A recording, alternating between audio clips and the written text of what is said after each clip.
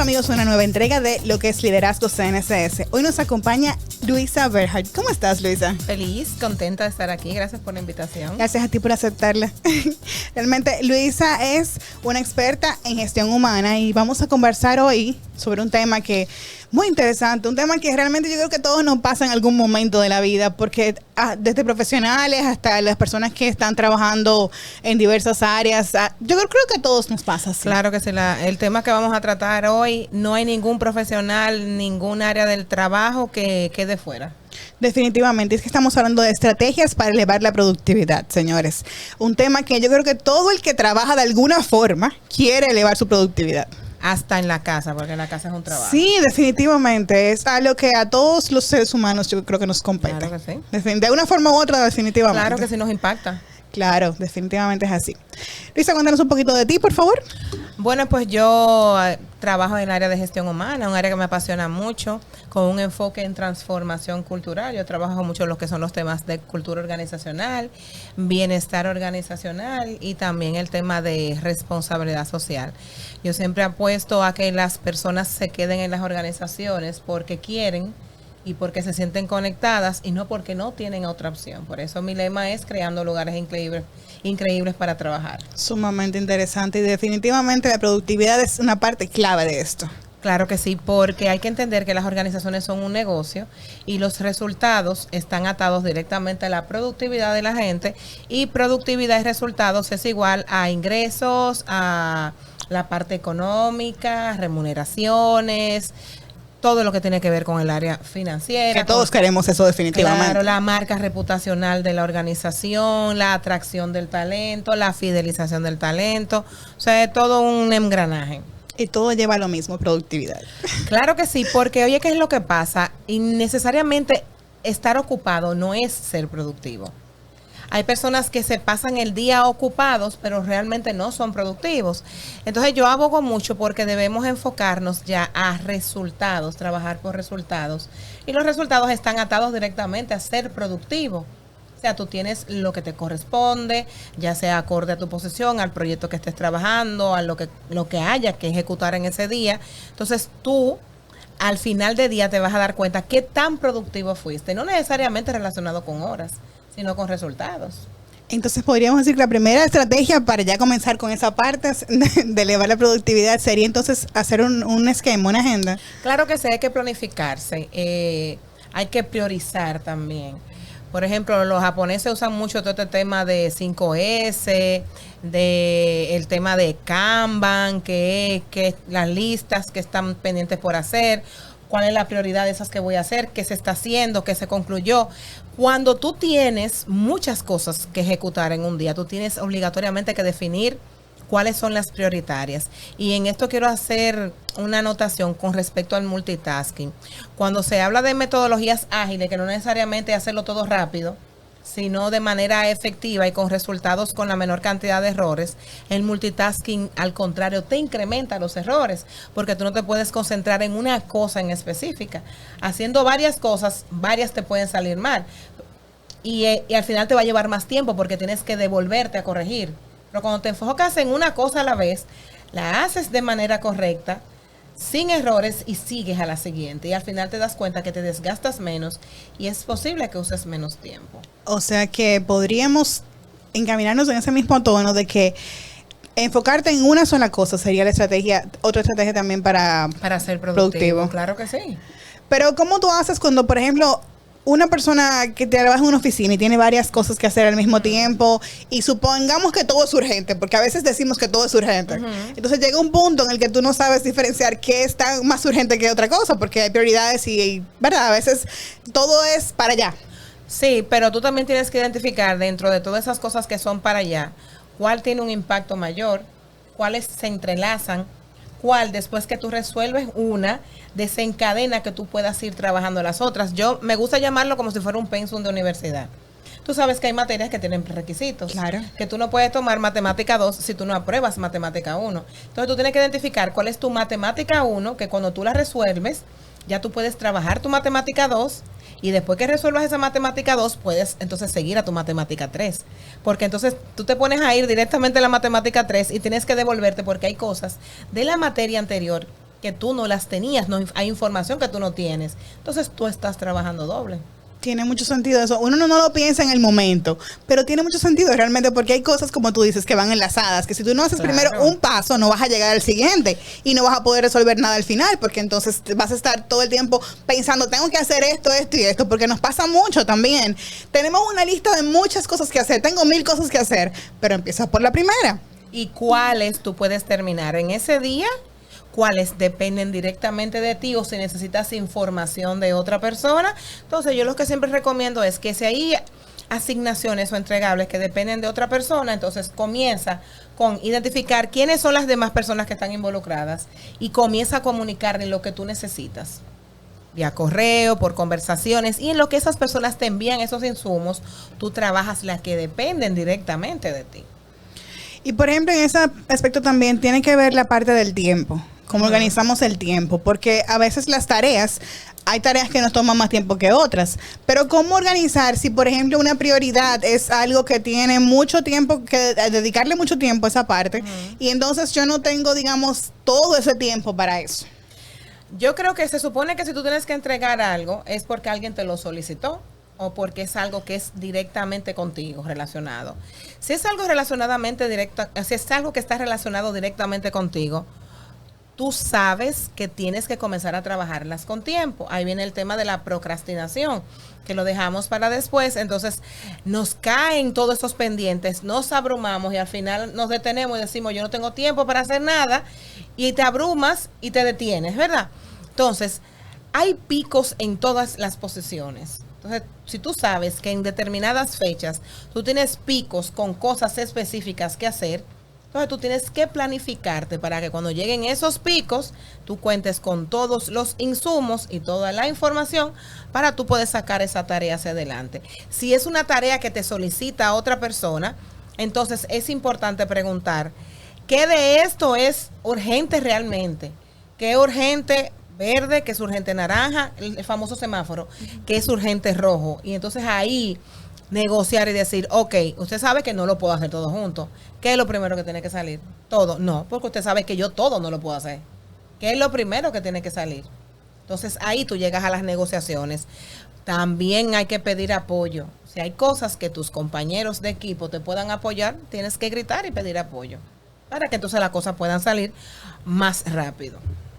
Sí, porque solemos creer que somos Mujer Maravilla y Superman y no, que a veces... y claro, eso es normal, porque a veces tú dices, yo soy la única persona que sé cómo hacerlo. Si no lo hago ya no sale bien. Pero ¿qué pasa? Tú tienes esa tarea detenida, no se está haciendo y no se está haciendo ni bien ni mal, porque nadie le está poniendo la mano a eso. Realmente es así. Luisa, por ejemplo, ¿qué hábitos diarios podrían ayudarnos a incrementar la eficiencia y la efectividad en el trabajo? Bueno, yo te voy a decir que yo soy una fanática del Google Calendar. Yo todo lo pongo en Google Calendar. Google Calendar te permite no solamente tú guardar los eventos, reuniones y demás, sino que te permite agregar tareas para que tú puedas verificarlo y el mismo calendario te dé las alertas. Es importante tú tener tu checklist, pero no un checklist como si fuera una lista de supermercado. Esas tareas que son sustantivas, que son las principales, para que tú las vayas cotejando según tú vayas terminando. Hay aplicaciones, por ejemplo, como Trello, que a mí me gusta mucho usarla, que ahí tú pones las tareas con fechas de vencimiento, el mismo Trello te va avisando cuáles documentos se necesitan, quiénes son los demás que están involucrados, y ahí tú vas cargando todas tus evidencias, y así cuando viene el vencimiento de la fecha, tú tienes toda la información y ya tú resuelves.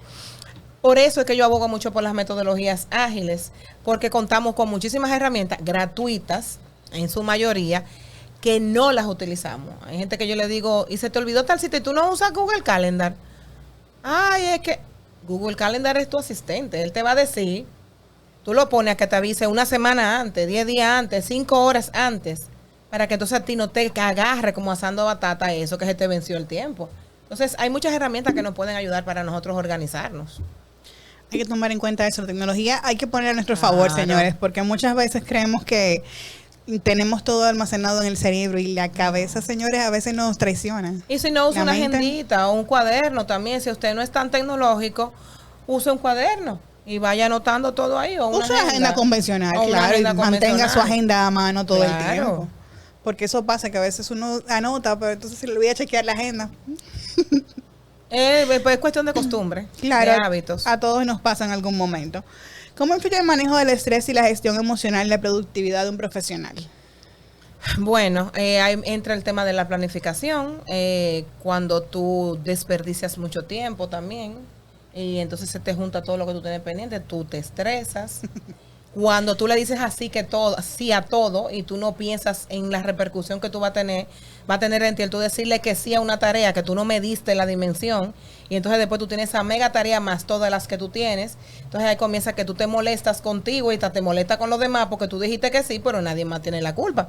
Fuiste tú que no pensaste ni mediste o no preguntaste, ok, tú quieres que yo asuma esa tarea y que te ayude, pero ¿qué implica eso? ¿Cuáles son los tiempos de entrega? Déjame verificar todo lo que yo tengo pendiente. Entonces tú te estresas. Y una de las cosas que es importante si queremos ser productivos es saber decir que no en el momento indicado. Ahora no puedo, lo puedo hacer, pero no en estos momentos. Necesito a alguien que me acompañe. Yo siempre he dicho, y este es un lema que siempre lo digo, que el trabajo bajo presión es falta de planificación. Eso de aquí se trabaja bajo presión es simplemente una falta de planificación, ya sea en un área o en la organización. Sí, hay picos que van a surgir, pero esa no debe ser la ley. ¿Y qué tú opinas, por ejemplo, de los empleos que solicitan, tienen el perfil y dice que trabaje bajo presión? Eso, yo, mira, te voy a decir una cosa, eso no debería ni de existir.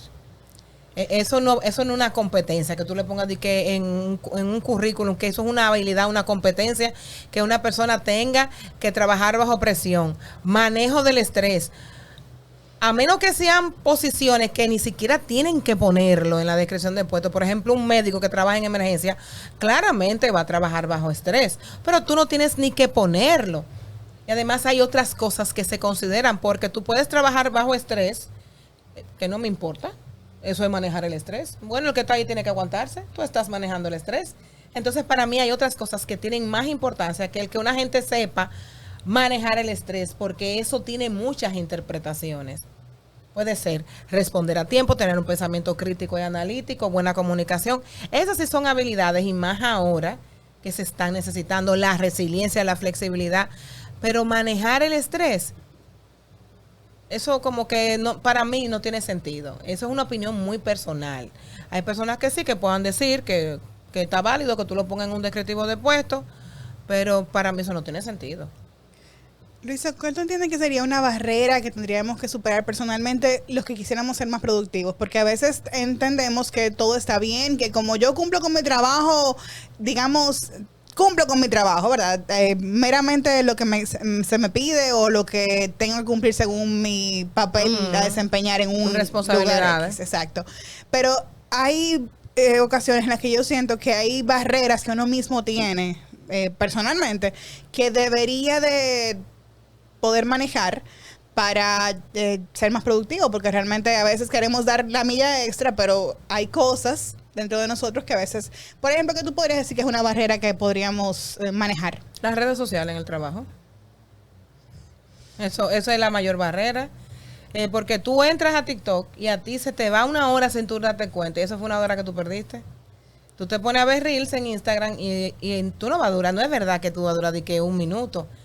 Si tú no tienes autocontrol y tú incluso no tienes hasta momentos de descanso establecido, mira, es válido que usted en su jornada laboral, y hay una técnica que se llama Pomodoro, incluso hay una aplicación que tú duras 30 minutos trabajando y el Pomodoro te dice se acabaron tus 30 minutos, tú coges 5 minutos para tú hacer un alto y eres más productivo, porque cuando tú estás todo el tiempo sentado trabajando en algo, hay momentos en que hay errores que tú están ahí y no los ves, porque ya tu cerebro está entrando en un estado de agotamiento.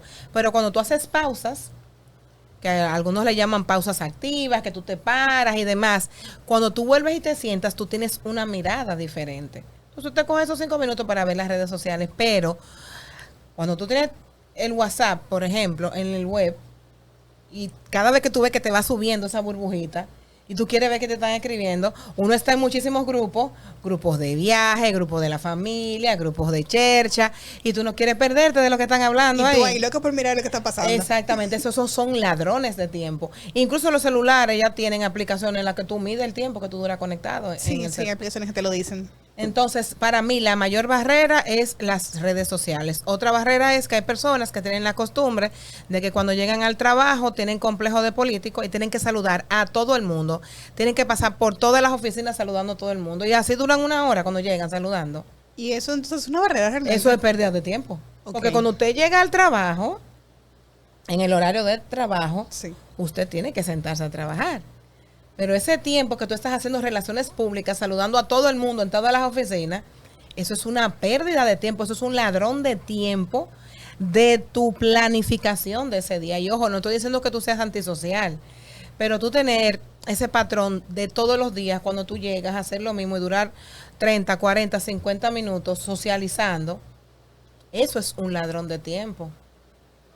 Es un buen tiempo que se pierde así saludando. Sí, es un buen tiempo que se Realmente pierde. sí. Es complicada esa parte. Hablábamos un momento de la procrastinación. ¿Qué tú entiendes que se puede hacer en el caso de que uno comience a procrastinar dentro de la empresa o del lugar donde trabajo y que aparte de las redes sociales, por ejemplo, que tú mencionabas hace un momento, que también es una especie de procrastinación, ponerse a ver las redes, diría yo, ¿verdad? Porque tú te pones a verla y sabes que vas a perder tiempo. Sí, claro. Entonces, por ejemplo, otra forma de evitar la procrastinación, ¿cuál sería? Mira, yo te voy a decir algo, la procrastinación no es más que el miedo a tú tener que enfrentarte a una tarea que no te gusta. En el mayor de los casos. Por ejemplo, si hay tareas que a ti te parecen aburridas o que no te gustan, tú vas a hacer todo lo posible por darle vuelta para tú no sentarte a hacer esa tarea. También hay personas que procrastinan porque les gusta hacer las cosas con el tiempo límite y sentir esa adrenalina. Y he escuchado personas que dicen, yo soy más creativo, soy más productivo cuando tengo ese tiempo ahí, ya límite. Entonces, identifique esa tarea que a usted no le gusta.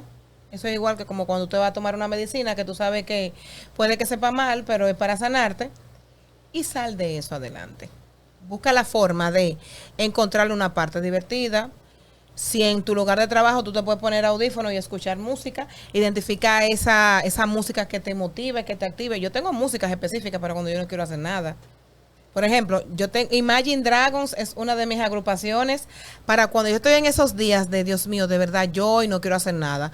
Yo me mentalizo, me siento, pongo Imagine Dragons, me pongo en el ánimo y yo fluyo. Entonces, use como que trucos, identifique música, su espacio de trabajo, su cubículo, se puede poner imágenes, ponerle colores, a veces los cubículos son un poco gris y hacen que tu espacio sea un poco aburrido. Si se puede en tu área de trabajo, pues decora ese espacio para que tú te sientas cómodo, cómoda, que pueden parecer tonterías, pero tú te pasas 8 horas en un trabajo. Sí, es adaptar un poco el ambiente a tu espacio, que sea Y tuyo. a que tú te sientas cómodo, a que tú te sientes. Date un espacio para pararte y beberte un café. Para que cuando tú vuelvas, o un té si no bebes café, para que vengas con pilas recargadas. Pero al final hay que entender que no todas las tareas que hacemos nos gustan. Hay tareas que nos van a gustar más que otras, pero hay tareas que tienen que hacerse. Entonces la procrastinación muchas veces es ese miedo a tener que enfrentarte a esa tarea o que tú la crees también que es muy grande, tú no vas a saber cómo salir, que es muy complicada. A mí me ha pasado eso. Y después que yo me siento, que yo hago, tú sabes, déjame mentalizarme y me siento, digo, pero esto es más fácil de lo que yo me imaginaba. Puedo buscar información aquí, puedo asistirme de aquí. Y ahí tú rompes como ese temor que tú tienes. A no tener que enfrentarse a eso. Otras personas son procrastinadoras por naturaleza, lo dejan todo para último, o también hay personas que saben que hay otro que va a entrar a ayudarlo y también por eso lo hacen y lo dejan todo para más tarde porque es algo que hay que entregar en el área y si no se entrega se afecta a todo el mundo. Entonces, la procrastinación es un tema, tú sabes, como que muy individual y muy particular, pero sí hay que identificar por qué tú dejas todo para después. Y por ejemplo, recomendaciones para la parte tecnológica. Tú mencionabas hace un momento que nos auxiliáramos de Google Calendar y de otras aplicaciones. Para optimizar ese uso de la parte tecnológica, ¿qué podríamos hacer nosotros, por ejemplo, los que no somos tan tecnológicos? Porque yo realmente, tú mencionabas Google Calendar, yo lo tengo, pero particularmente yo uso mi agendita, mi libretita de anotar todas las cosas y yo siempre estoy con un lapicero y una libreta. Yo tengo varios cuadernos. Yo compro cuadernos con portadas bonitas y de colores porque yo compraba agendas y las agendas, yo tengo como 10 agendas en mi casa que nunca le puse la mano. Entonces yo soy más de cuadernos porque escribo mucho, anoto muchas ideas. Pero eso yo lo hago ahí. Pero cuando yo hablo con un cliente, por ejemplo, acordamos que nos vamos a reunir y hablando con el cliente le digo, ahora mismo acabo de poner en Google Calendar nuestra cita que vamos a tener y lo envío y ya me olvidé de eso. No tengo eso pendiente. Entonces ya Google me va a recordar cuando yo digo, alguien me llama, mira, vamos a reunirnos tal día. Yo abro mi Google Calendar en mi celular o en la computadora. Tú, ese día yo no puedo y a esa hora no puedo. Entonces ahí tú no tienes esa presión de que tú le dijiste que sí a 3 personas a la misma hora, el mismo día. O sea, que tú recomiendas que para las agendas, por ejemplo, utilicemos las digitales, en Google Calendar específicamente, para que, por ejemplo, llevemos ya más detenidamente y más detalladamente. Nosotros estamos, esto es una extensión de la mano de nosotros. O sea, esto es lo que tú tienes más rápido al alcance de la mano. Y Google Calendar tú lo descargas aquí, pero está bien, hay otras aplicaciones que tal vez no sean Google Calendar, claro, porque esa es la que yo uso. Pero sí puedes asistirte para que tú no tengas esa presión.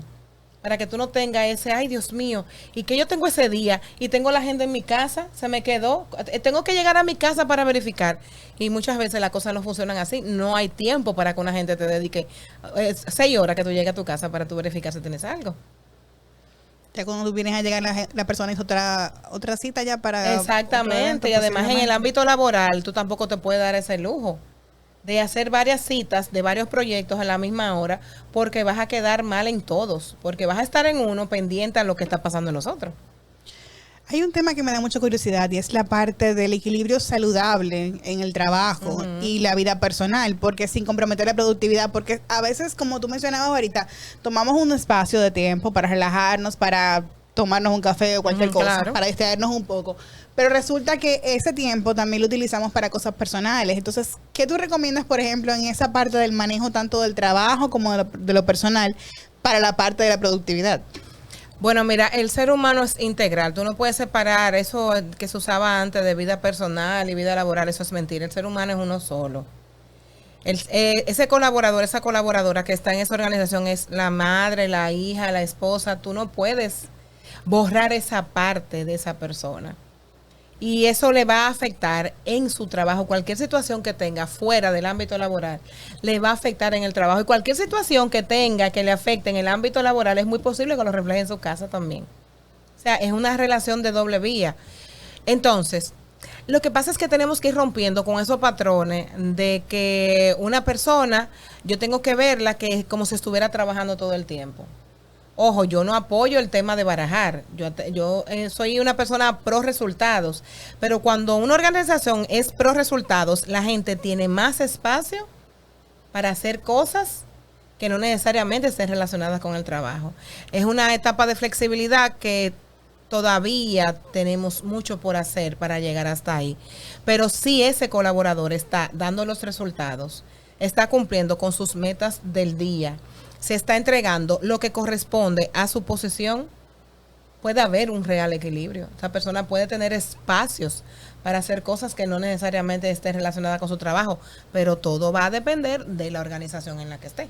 Entonces, tú como experta no estás de acuerdo con cumplir horarios, con no, estar ahí porque hay que cumplir un horario, que te vean todo el tiempo trabajando, que tú estés ahí frente a la computadora. Es un tema escabroso, pero yo no creo en calentamiento. O sea, calentar asiento es lo más costoso que le puede pasar a una organización. Cuando tú tienes una persona el día entero ahí que ya terminó lo que le tocaba hacer, consumiendo electricidad, consumiendo agua potable, agua de los baños cada vez que lo usa, papel de baño, bebiendo café, eso es dinero. Eso es dinero. Entonces, cuando una persona cumplió con lo que le correspondía, puedes retirarse. Tú estás ahorrando dinero y estás fidelizando a ese colaborador también. O sea, tú lo estás conectando con tu organización. Porque es que pasamos, la mayor parte del tiempo se pasa no solamente dentro del trabajo. Es el trayecto de ida y vuelta, más en un país y en una ciudad que se está volviendo tan caótica. Hay personas que duran casi 2 horas para trasladarse a su hora de trabajo y para retornar. Entonces, cuando tú se lo sumas a la jornada completa, estamos hablando de casi 12 horas. Esa persona está agotada. Una persona agotada no es productiva. O sea, que tú entiendes que una estrategia para elevar la productividad es definitivamente no cumplir horarios. Hay trabajo híbrido también. Se puede hacer trabajo híbrido. Hay empresas que han implementado el hecho de que las personas vayan algunos días a la oficina y otros días trabajen desde su casa y son productivos. Lo que pasa es que nosotros en pandemia demostramos que a veces cuando se nos da el dedo cogemos la mano y nos pasamos con la confianza. Y había personas que creían que estaban trabajando remoto en su casa y que eran vacaciones pagas, que era para salir al supermercado, que era para salir a hacer diligencia, que era para... Y no es así. Entonces también se dañan a veces los modelos por eso. Pero trabajar híbrido da sus resultados. Si hay cosas que entregar y se entregan, no encuentro cuál sería el problema. Pero es un cambio de mentalidad. ¿Y cómo medimos productividad en una empresa, por ejemplo? ¿Qué señales podemos ver específicamente de que real y efectivamente una técnica u otra dio resultado? Medirlo.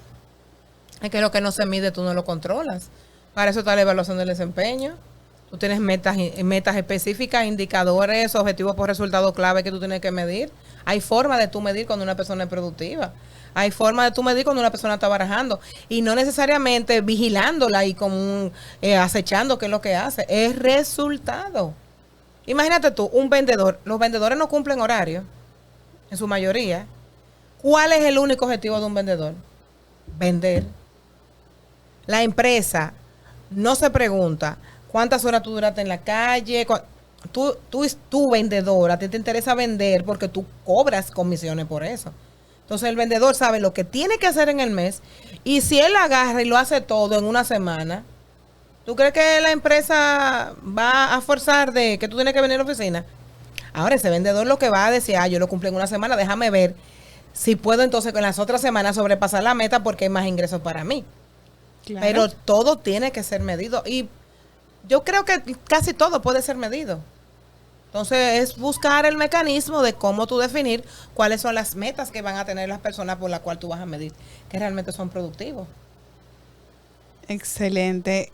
Entonces, Luisa, podríamos decir que para manejar eficazmente el tiempo y priorizar las tareas, como tú mencionabas al principio, lo que podemos hacer es tener una agenda, llevar las prioridades de cada... Tener tus metas definidas, eso es lo principal. Si tú tienes una evaluación de desempeño o evaluación de rendimiento en la organización, hay metas que tú tienes de tu posición y metas que tú tienes que cumplir.